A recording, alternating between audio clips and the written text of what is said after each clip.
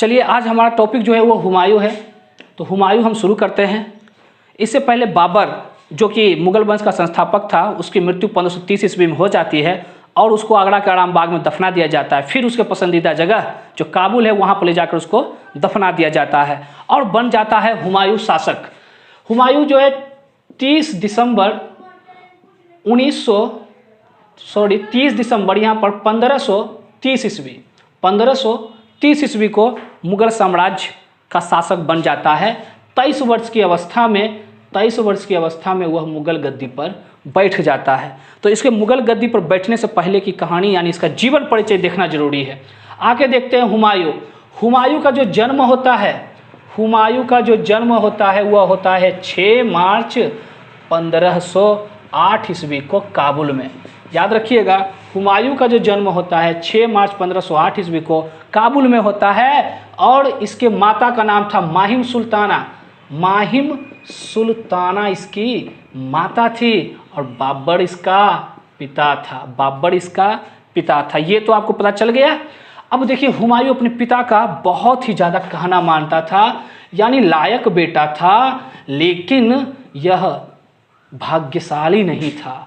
इसके नाम का मतलब होता है भाग्यशाली, हुमायूं का मतलब होता है भाग्यशाली, लेकिन यह भाग्यशाली नहीं था, उदार था और यह अपने उदारता का कारण अपने साम्राज्य का पतन भी कर लेता है। कैसे आपको बताते हैं। जब बाबर जीवित था तो उसने हुमायूं को अपना उत्तराधिकारी घोषित किया और बोला, बेटा हुमायूं, तुम तो मेरा सबसे अच्छा बेटा है, तुम क्या करना, अपने भाइयों में अपने साम्राज्य का बंटवारा कर लेना ताकि लड़ाई नहीं हो, उत्तराधिकार का लड़ाई नहीं हो और बांट करके अपने राज्य को चलाना। हुमायूं बिल्कुल ऐसा ही किया और उसने अपने भाइयों में सारे साम्राज्य को वितरित कर दिया। उसके साम्राज्य खंड खंड हो गए, जो उसके कमजोरी का कारण बना। इतिहासकार यही मानते हैं कि ये जो कार्य किया हुमायूं, उसने उसके पतन की राह को बहुत ही आसान कर दिया। और यही कारण है कि बाद में जब अपने भाइयों की जरूरत हुमायूं को पड़ता है तो हुमायूं को साथ देने वाला कोई नहीं था और हुमायूं अकेले ही युद्ध में लड़ता है या हारता है, जीतता है, क्या होता है आपको बताते हैं। देखिए, बाबर ने क्या बोला, बेटा हुमायूं तुम तो बांट दे मेरा साम्राज्य को। तो बोला ठीक है, बांट देते हैं। क्या हुआ, उसने अपने भाई कामरान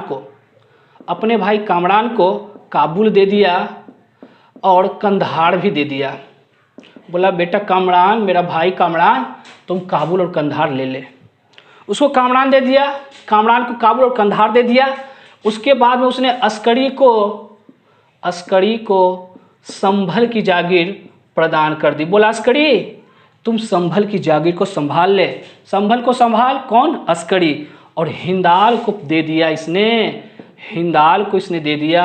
मेवात और या फिर उसको कर सकते हैं अलवर की जागीर उसको प्रदान कर दिया। और साथ में ये अपने भाइयों के नहीं बल्कि अपने चचेरे भाई जिसका नाम है मिर्जा सुलेमान। क्या नाम है? मिर्जा सुलेमान। इसको भी बदखसा का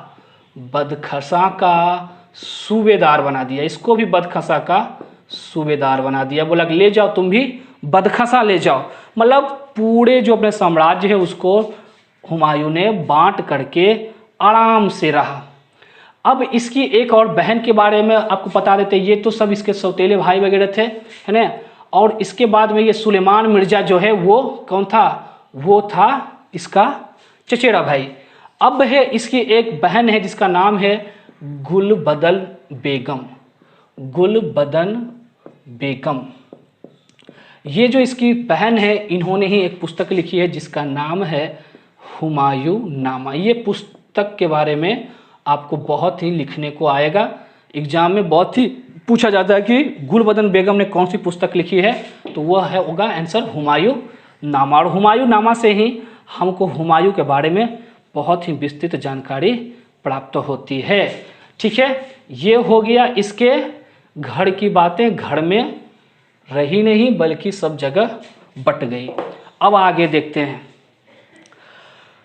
खुद हुमायूं जो है बदखसा का सूबेदार सुलेमान को बनाया, मिर्जा सुलेमान को। ये खुद भी पहले 12 वर्ष की अवस्था में ही बदखसा का सूबेदार था और इसने अपने बाबर के द्वारा जो भी युद्ध लड़ा गया, घाघरा वगैरह का युद्ध, उसमें एक टुकड़ी, सेना की टुकड़ी का यह भी नेतृत्व करता था। यानी अपने पिता के द्वारा ही युद्ध नीति में यह पारंगत हो गया था, सीख लिया था। लेकिन किस काम का जो समय पे काम नहीं आए। इसने भारत में बहुत सारी चुनौतियां पाई। भारत में इसने बहुत सारी चुनौतियां पाई। कौन कौन सी चुनौतियां थी? तो सबसे पहले था यहाँ गुजरात में कौन? बहादुर शाह। गुजरात में बहादुर शाह। उसके बाद में आप देख सकते हैं बहादुर शाह के बाद महमूद लोदी, अफगान शासक महमूद लोदी। उसके साथ में आप देख सकते हैं महमूद लोदी के बाद इसको शेर शाह। ये ऐसे कुछ शासक थे जो कि इसको परेशान करता है, इसको चुनौती देता है या इसके लिए चुनौती स्थापित होता है। अब ये सारे शासक को हराना या इसको अपने बस में करना या इसको युद्ध में परास्त करके अपनी अधीनता स्वीकार करवा लेना, इसे संधि करवा लेना हुमायूं के लिए बहुत ही आवश्यक था। उसे अगर राजा बनना है, भारत में अपने आप को, दिल्ली सल्तनत में अपने आप को मजबूती के साथ स्थापित करना है, इसके लिए तो जब वो 1530 में राज्याभिषेक करवा लेता है तो उसने अपने विजय अभियान की शुरुआत कर देता है। बोलता है कि अब हम बैठेंगे नहीं, बल्कि अब युद्ध करेंगे और युद्ध करके अपने राज्य को आगे बढ़ाएंगे। इसलिए 1531 ईस्वी में ही बहादुर शाह के शक्तियों को बढ़ते देख उसको नियंत्रित करने के लिए 1531 ईस्वी में वह कालिंजर पर आक्रमण करता है। कालिंजर पर आक्रमण कर दिया, कालिंजर को घेर लिया और कालिंजर पे लड़ाई, युद्ध जो है वो स्टार्ट हो गया। और उस समय जो है बहादुर शाह वहाँ नहीं था। और जब बहादुर शाह नहीं था तो वहाँ पर जो सेना का नेतृत्व करने वाला था प्रताप रुद्र देव था। जब हुमायूं यहाँ पर कालिंजर पर आक्रमण करता है, युद्ध करता है, तो उसको पता चलता है कि महमूद लोदी बिहार से जौनपुर की तरफ बढ़ गया। महमूद लोदी बिहार से जौनपुर की तरफ बढ़ गया। धीरे धीरे यह यूपी को पूरे जीतते हुए यहाँ गद्दी पर पहुंच सकता है, दिल्ली को जीत सकता है, आगरा को जीत सकता है। तो इसकी शक्ति को भी रोकना चाहिए, अब क्या करता है हुमायूं? कालिंजर को छोड़ करके निकल जाता है कि भाई चल यहाँ से, अब यहाँ से चलना पड़ेगा। और यहाँ से चल करके वो पहुँच जाता है जौनपुर के लिए रवाना हो जाता है। लेकिन यहाँ पर जो वो कुछ कार्य किया, तो उसने एक कार्य किया कि प्रताप रुद्र देव के साथ संधि कर लिया। बोला कि तुम हमको धन दे दो, हम तुमको छोड़ देंगे। प्रताप रुद्र देव भी चाहा कि चलो ऐसे भी हम हुमायूं से जीतेंगे नहीं, संधि कर लेने में ही फायदा है, तो संधि कर लिया। और बहादुर शाह वहाँ पर तो था नहीं और इसने संधि करके यहाँ से निकल गया, किसके लिए? जौनपुर। और यही रास्ते में जब वो 1532 होता है, समय है 1532 होता है, 1532 में जगह है, 1532 में एक जगह है दहोड़िया या दोहड़िया या देवड़ा भी इसको कहा जाता है। वहाँ पर महमूद लोदी से भेंट होता है। किसको? महमूद लोदी से भेंट होता है हुमायूं को। अब हुमायूं और महमूद लोदी में चल रहा है युद्ध। हुमायूं और महमूद लोदी में चल रहा है युद्ध। देवड़िया या दोहड़िया का युद्ध जो है वह महमूद लोदी और हुमायूं के बीच 1532 में शुरू हो जाता है। और 1532 में जब ये युद्ध शुरू हो जाता है तो महमूद लोदी को हरा देता है हुमायूं। और महमूद लोदी कौन था? तो ये कोई नहीं था बल्कि अफगान शासक इब्राहिम लोदी, जो कि लोदी वंश का दिल्ली सल्तनत में अंतिम शासक था, उसी का भाई है महमूद लोदी। तो इसने यहाँ पर भी अफगान शासक के चुनौतियों को सामना किया और महमूद लोदी को इस युद्ध में हरा दिया। इस युद्ध में महमूद लोदी को हरा दिया कौन? हुमायूं। अब हुमायूं धीरे धीरे जब इस युद्ध में इसको हरा देता है तो अपने विजय अभियान को थोड़ा सा सोचता है और तीव्र किया जाए, और इसी के चलते वह चुनारगढ़ के किला या चुनार का किला की ओर बढ़ता है। 1532 ईस्वी में ही चुनार के किला की ओर बढ़ता है। और चुनार का जो बहुत बड़ा किला था, चुनार का जो बहुत बड़ा किला था, उस पर वहाँ पहुँचकर अपनी सेनाओं के साथ उसके चारों ओर क्या करता है, अपना डेरा डाल देता है। चुनार के किला के पास चारों ओर अपना डेरा डाल देता है, अपने सैनिकों का डेरा डाल देता है। करीब 4 से 5 महीने तक वहाँ पर डेरा डाले रहता है। और इस किला का नेतृत्व करने वाला शासक था शेर खां। शेर खां इस किला का नेतृत्व करने वाला, यानी इस किला को कब्जे में जो रखा था वह शेर खां रखा था। चुनार के अंदर बैठा हुआ है शेर खां, और बाहर में जो सारी सेनाएं हैं हुमायूं की, वह घेर लिया है चुनार के किला को। अब जब चुनारगढ़ के किला को घेर लिया है, हुमायूं बहुत यहाँ पर शक्तिशाली दिख रहा है। शेर शाह के पास कोई भी इस बात के लेकर संकेत नहीं है कि वह जीत पाएगा, इसलिए उसने यहाँ पर भी संधि कर लिया। शेर शाह ने यहाँ पे भी संधि कर लिया, बोला कि चलो हम संधि कर लेते हैं। इसका नाम अभी शेर शाह नहीं है, इसका नाम अभी है शेर खां। शेर शाह बनेगा चौसा युद्ध के बाद ये। तो शेर खां और हुमायूं में क्या हो जाता है, यहाँ भी संधि हो जाता है। और संधि के अनुसार क्या होता है, बोला हुमायूं ठीक है, हम तुमको क्या करते हैं, तुम्हारा चुनार का किला तुमको ही दे देते हैं। चुनार का किला शेर खां को दे दिया, बदले में शेर खां कुछ पैसा दे दिया, और शेर खां अपना बेटा के साथ 500 सेना, बेटा के साथ 500 सेना, और उसका बेटा का नाम था कुतुब खां। कुतुब खां को हुमायूं के साथ भेज दिया, बोला जा बेटा हुमायूं के साथ जा और हुमायूं के साथ रह। तो हुमायूं अपने इसके 500 सेना, उसका बेटा और शेर खां से संधि कर करके चला गया। अब उसको लग रहा था कि उसको अब हराने वाला कोई शासक नहीं है, हराने वाला उसको कोई शासक नहीं है। अब वह आराम से भोग विलास के जीवन में व्यतीत करना शुरू करता है। अपना जीवन में शराब को लाता है, शराब पीता है। ये आधा पौआ और कोई बोतल नहीं बल्कि पूरा ड्रम ही पीता है। एकदम शराबी हो गया, दिन रात शराब में डूबा रहता है। यह अफीम का सेवन कर दिया, 1 नंबर का अफीमची हो गया एकदम। अब इसको अपने साम्राज्य विस्तार की चिंता नहीं बल्कि अपने नशा की चिंता होने लगी।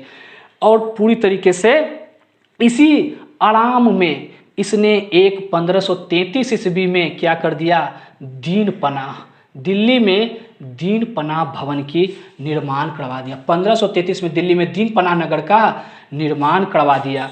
ठीक है, 1533 में दीन पनाह भवन का जब यह निर्माण करा देता है तो क्या होता है, यह तो पूरा ही स्वतंत्र हो गया है, पूरा ही निश्चिंत हो गया है और अपनी भोग विलास के जीवन में व्यतीत करना जिंदगी शुरू कर दिया। और इसी समय शेर खां, जो यहाँ से इसको संधि करना पड़ा था, इसने अपनी शक्ति को बढ़ाना शुरू कर दिया। और अपनी शक्ति को शेर खां बढ़ाना शुरू कर दिया और यह जाकर बंगाल वगैरह में जीत जाता है। वहाँ पर गौड़ में अपना शासन स्थापित भी करता है, गौड़ को भी जीत जाता है और गौड़ में रहता है। बाद में यहीं पर हुमायूं 1538 में जब आता है तो गौड़ का नाम बदल करके जनताबाद रख देता है, जनताबाद रख देता है। ये भी एक क्वेश्चन यहाँ पर मिल जाता है। तो हुमायूं जो है अपने भोग विलास में व्यतीत हो गया और शेर खां अपने शक्ति को बढ़ाने में मशगूल हो गया। अब क्या होता है, शेर खां बोला बदला लेंगे जरूर, ये जो संधि हुआ है इसका बदला हम लेंगे जरूर। अब होता है एक और कहानी।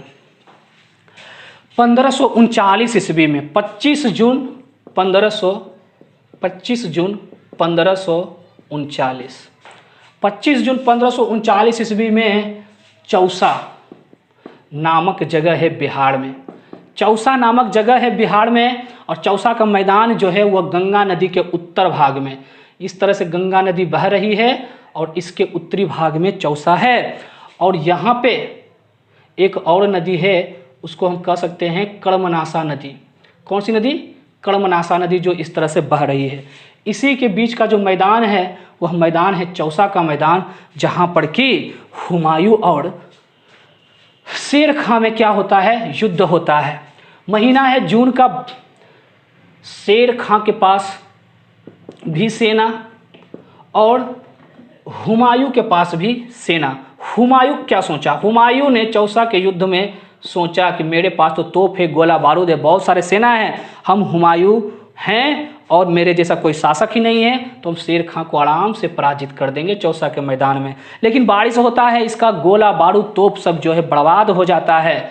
इस ऐसी बारिश होती है कि यहाँ पे कुछ सेना जो है वो शेर खां के तीरों से, तो कुछ सेना गंगा नदी में गिर करके मर जाता है। इसका तोप गोला बारूद सब धरा रह जाता है। अंततः हुमायूं भी खुद गंगा नदी में कूद करके जान बचाता है और गंगा नदी में कूद जाता है। गंगा नदी में कूदने के बाद एक निजाम खां भिश्ती है, निजाम खां भिश्ती इसका जान बचाता है, हुमायूं का जान बचाता है। और जब हुमायूं का जान बचाता है तो बोला तुम कौन हो? तो बोला हम हुमायूं हैं।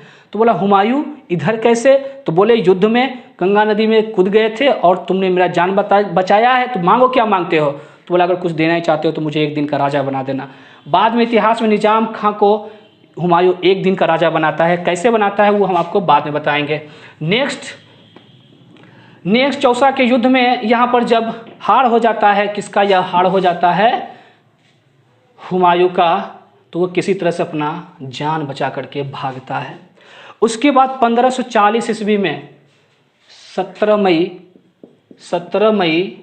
1540 ईस्वी 17 मई 1540 ईस्वी में कन्नौज के पास में एक मैदान है जिसको कहते हैं बिलग्राम। बिलग्राम के युद्ध में फिर से शेर शाह और हुमायूं आमने सामने होता है। यहाँ भी हुमायूं को धोखा ही मिलेगा, क्योंकि यहाँ भी अगस्त का महीना और फिर से बारिश शुरू हो जाती है और इसका गोला बारूद इधर ही रह जाता है। और इस युद्ध में भी क्या करता है? शेर खां हुमायूं को पराजित कर देता है। और हुमायूं को पराजित करने के बाद बन जाता है दिल्ली का शासक, दिल्ली का सुल्तान बन जाता है। कौन बन जाता है? दिल्ली का सुल्तान शेर खां बन जाता है। और हुमायूं भाग करके सिंध चला गया, पश्चिमोत्तर प्रांत भाग गया और निर्वासित हो गया। उसे बाहर यानी भेज दिया गया या बाहर वो चला गया और जाकर के निर्वासित का जीवन व्यतीत करना शुरू कर दिया। यहीं पे क्या हुआ? हुमायूं के जो शहंशाह यानी मुगल सम्राट बनने की जो क्षमता थी खत्म हो जाती है और वो चला आता है कहाँ पे? चल आता है सिंध के पास। अब पहुंचता है अपने भाई के पास, कामरान के पास। कामरान बोलता है भाई कामरान हम तो हार गए हैं, मेरा काबुल और कंधार। तो बोला काबुल और कंधार तो भाई मेरा है, तो हम क्या करें? तो बोला आप किसके पास जाएं? अस्करी के पास जाता है। फिर अंत में लास्ट में यह गुजरात में जो जगह है अमरकोट, गुजरात में जगह है अमरकोट, ठीक है, गुजरात, यहाँ पहुँच जाता है। गुजरात में अमरकोट पहुँच जाता है। वहाँ इसका भाई हिंदाल है जो शासन कर रहा है। कौन है? हिंदाल है। और हिंदाल के पास जाके बोलता है भाई मेरा शासन तो चला गया, अब हम क्या करें? बोले भाई कोई दिक्कत नहीं, मेरे पास रहो, जितना दिन रहना है रहो, कोई दिक्कत नहीं। तो हिंदाल के पास रहना इन्होंने शुरू कर दिया। अब हिंदाल का एक गुरु का नाम जो था, उनका नाम था मीर अली अकबर जामी। मीर अली अकबर जामी या इन्हें दोस्त अली भी कहते हैं। मीर अली अकबर जामी या इन्हें दोस्त अली भी कहते हैं। यह मौलवी थे, मस्जिदों में नमाज वगैरह पढ़वाते थे सबसे, है ना, तो मौलवी थे। तो इनका काम था नमाज वगैरह पढ़वाना। इन्हीं की एक पुत्री थी, इनकी पुत्री का नाम है हमीदा, ठीक है, और हमीदा नाम है। जब हुमायूं ने हमीदा को देखा तो मोहित हो गया और अपने भाई को बोला कि भाई मेरे, हमें हमीदा से निकाह करवा दो। लेकिन निकाह करवा दो। और उस समय अमरकोट में यह रह रहा था, तो अमरकोट में उस समय वीरसाल, राणा वीरसाल के महल में यह शरण में रह रहा था हुमायूं। राणा वीरसाल के महल में हुमायूं रह रहा था, ठीक है। आपको क्वेश्चन आता है कि अमरकोट कहाँ है? गुजरात में है। और गुजरात में जो राणा वीरसाल का महल है, वो राणा वीरसाल ने हुमायूं को दिया था कि तुम रहो यहाँ पे, है ना। और हिंदाल के संरक्षण में वो तो रह ही रहा था। इसने बताया कि भाई हमें हमीदा से प्यार हो गया है और तुम जो है मेरे भाई हो, हिंदाल मेरे भाई हो, तुम निकाह करवा दो हमीदा से। तो बोला ठीक है भाई, वो सब तो सही है, लेकिन देखते हैं क्या होता है। तो यहाँ पर हुमायूं ने हिंदाल को भी बताया, राणा वीरसाल से भी बोला। इन दोनों ने बात किया किससे? इन दोनों ने बात किया मीर अली अकबर जामी से। बोला कि ऐसा मेरा भाई है, कभी ना कभी राजा बनेगा, शादी कर दो, क्या दिक्कत है। मीर अली अकबर जामे बोले ठीक है ऐसा बात है तो हम शादी कर ही देते हैं। तो क्या हुआ, मीर अली अकबर ने हमीदा बानो बेगम का शादी कर दिया। किससे? वह कर दिया हुमायूं से। 29 अगस्त 1541 में 29 अगस्त 1541 में शादी हो जाता है हमीदा बानो बेगम से। अब हमीदा बेगम बन गई, हमीदा जो है बेगम बन गई किसकी? वह हुमायूं की। और हुमायूं की जब बेगम बन गई तो इसी 10 माह 13 दिन बाद 10 माह 13 दिन बाद हमीदा बानो बेगम के गर्भ से जन्म होता है अकबर का। 15 अक्टूबर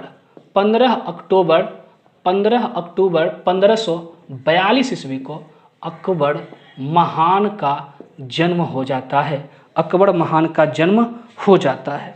अब देखिए हुआ क्या, ये अकबर महान का जन्म करवा दिए। अब इसके बाद चलते हैं कि भाई ये सब तो सही है, उसका शादी भी हो गया है ना, उसका बेटा अकबर भी हो गया, तो अब उसके पास साम्राज्य तो रहा नहीं, बेचारा अकबर के हाथ में क्या लगेगा, तो साम्राज्य को वापस करना चाहिए, साम्राज्य को लेना चाहिए।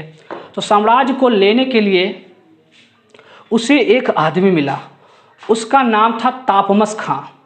तापमस खां जो कि फारस का, तापमस खां जो कि फारस का शासक था। उसने बताया कि देखो अगर काबुल और कंधार हमको दे दोगे तो हम तुमको दिल्ली का गद्दी दिला देंगे। अगर तुम हमको काबुल कंधार दिला दो, यहाँ पे काबुल कंधार है अफगानिस्तान में, तो हम तुमको दिल्ली दिला देंगे। बोला ऐसा है क्या? बोले हाँ। बोले ठीक है। वो गया अपने भाई कामरान के पास, बोला कामरान मेरा काबुल और कंधार दे दो। बोला नहीं भैया अब ये नहीं होगा, क्योंकि हम नहीं दे सकते, तुम तो अपना राज्य भी गंवा दिया और हम कैसे दें। तो क्या किया, अस्करी और अकबर, थोड़ा सा याद रखिएगा ये नाम, अकबरी और अस्करी और अकबर, और यहाँ पर है कामरान और यहाँ पर है काबुल, यहाँ पर है कामरान और यहाँ पर है काबुल, ठीक है, और कंधार। कामरान ने बोला कि नहीं देंगे, युद्ध करना है तो युद्ध कर लो, हम डरते नहीं तुमसे। हुमायूं को कामरान अस्करी के साथ मिल गया, बोला अस्करी मेरा भाई हुमायूं इस तरह से बोल रहा है कि कंधार और काबुल हमको दे दो। तो अस्करी भी कामरान से मिल गया, बोला ठीक है हम क्या करते हैं, अकबर को उठा लेते हैं। अकबर को उठा लिया और अकबर को उठा करके काबुल लेके चला आया और बोला कि अब तो आक्रमण नहीं करेगा। कौन? हुमायूं जब हम पर आक्रमण नहीं करेगा, क्यों? क्योंकि अकबर तो मेरे पास है। लेकिन हुमायूं जो इस पर आक्रमण कर देता है और बोलता है कि अभी हमको काबुल और कंधार दे दो, नहीं तो हम तुमको नहीं छोड़ेंगे। हुमायूं आक्रमण करता है, गोला बारूद चलता है। ऊपर के किला में अकबर बंधा हुआ है, लेकिन अकबर को इस युद्ध में कुछ नहीं होता है। अकबर किसी तरह से बच जाता है और काबुल कंधार को हुमायूं उस समय जीत जाता है और जीत करके किसको दे देता है?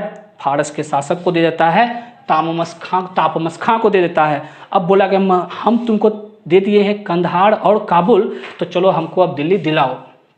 तो बोला ठीक है, दिल्ली दिलाएं या नहीं दिलाएं, कैसे दिलाएंगे, इस तो बहुत मुश्किल है, लेकिन हम तुमको एक आदमी देते हैं, वो तुम्हारा बहुत ही सहयोग करेगा। बोला क्या देगा? तो बोला ठीक है एक आदमी हम देते हैं, उसका नाम है बैरम खां। बोला बैरम खां ये 10 तोपों के बराबर है, 1000 सेना के बराबर है, अकेला ही बंदा काफ़ी है। बैरम खां अगर तुम्हारे साथ मिल जाएगा तो तुम जो है वो जीत जाओगे। तो बोला ठीक है भाई, ये कैसे जीत जाएंगे? तो बैरम खां को दे दिया गया। और बैरम खां को दे दिया गया तो 1555 ईस्वी में बैरम खां को लेकर युद्ध करने के लिए निकल जाता है हुमायूं। और इस समय जो दिल्ली का शासक है वो है सिकंदर शाह। कौन है? सिकंदर सूरी या सिकंदर सूर, ठीक है। यह जो है दिल्ली का शासक है। और दिल्ली का शासक जब यह है तो इस पर आक्रमण करता है हुमायूं इस पर आक्रमण करता है। और हुमायूं जब इस पर आक्रमण करता है तो यह चूंकि एक कमज़ोर शासक था, हुमायूं सिकंदर शाह को युद्ध में, सरहिंद का युद्ध वो होता है, क्या नाम है उसका? सरहिंद का युद्ध में हुमायूं जो है सिकंदर सूर को पराजित कर देता है। और पराजित करने के साथ ही यह दिल्ली का गद्दी पर विराजमान हो जाता है। 23 जुलाई